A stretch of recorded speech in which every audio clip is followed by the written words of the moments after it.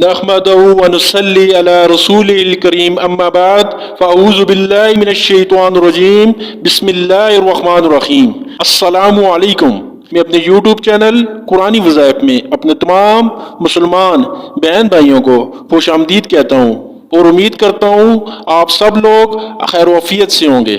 قرض سے نجاتی کا بہت ہی مجرب عمل آج آپ کو بتانا مقصود ہے۔ نبی کریم صلی اللہ علیہ وسلم نے فرمایا شہید کو سارے گناہ معاف ہو جاتے ہیں مگر قرضے کی کوئی معافی نہیں۔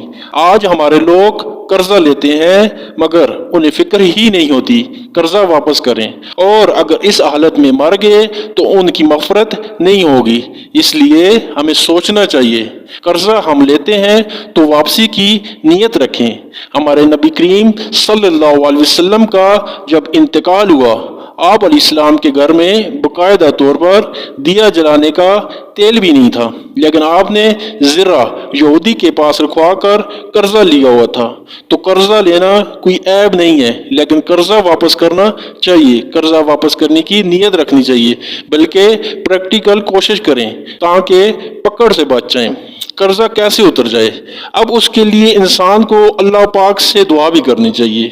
نبی کریم صلی اللہ علیہ وسلم نے اعمال بھی بتائے ہوئے ہیں، اور ان میں قرآنی آیت جو سب سے مجرب ہے، جو میں آپ کو بتا رہا ہوں، اگر آپ اس کو صرف 11 دن عمل کر لیں، اللہ تبارک و تعالی پردہ غیب سے قرض کی واپسی کے اسباب پیدا کر دیں گے۔ یہ آیت کریمہ قرآن کریم کی نادر ترین آیت مبارکہ ہے۔ اگر اس آیت کو مقروض آدمی پڑھ لے تو اللہ پاک اس کے قرضے کی خلاصی فرما دیں گے۔ سورۃ شورى آیت نمبر 19۔ اللہ لطیف بعبادہ یرزق من یشاء وہو القوی العزیز۔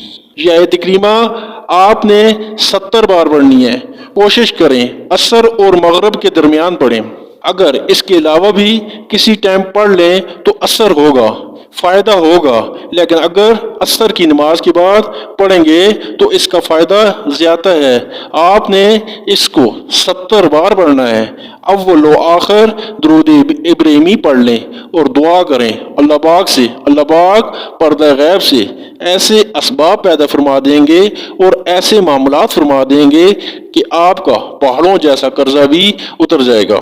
بہت سے لوگ ایسے ہیں جو بہت پریشان تھے، بینکوں کے معاملات میں الجھے ہوئے تھے۔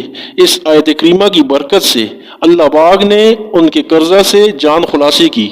چونکہ انسان جب نیت کرتا ہے قرضہ واپس کرنا ہے اور اس کے لیے دعائیں کرتا ہے، لیکن آج معاملہ یہ ہے جو قرضہ دیتا ہے وہ دعائیں کر رہا ہوتا ہے، اور جس نے قرضہ لیا ہوتا ہے وہ آزاد آوارہ پھر رہا ہوتا ہے، اس میں کوئی فکر ہی نہیں ہوتی۔ یہ یاد رکھیں جو مقروض ہے جب وہ دل سے دعا کرے گا، یہ وظیفہ پڑھے گا، اللہ تبارک و تعالیٰ اس کی معاونت فرمائیں گے، اور اللہ پاک اس کے لیے ایسے اسباب پیدا کر دیں گے کہ اس کے قرضے کی خلاصی ہوگی۔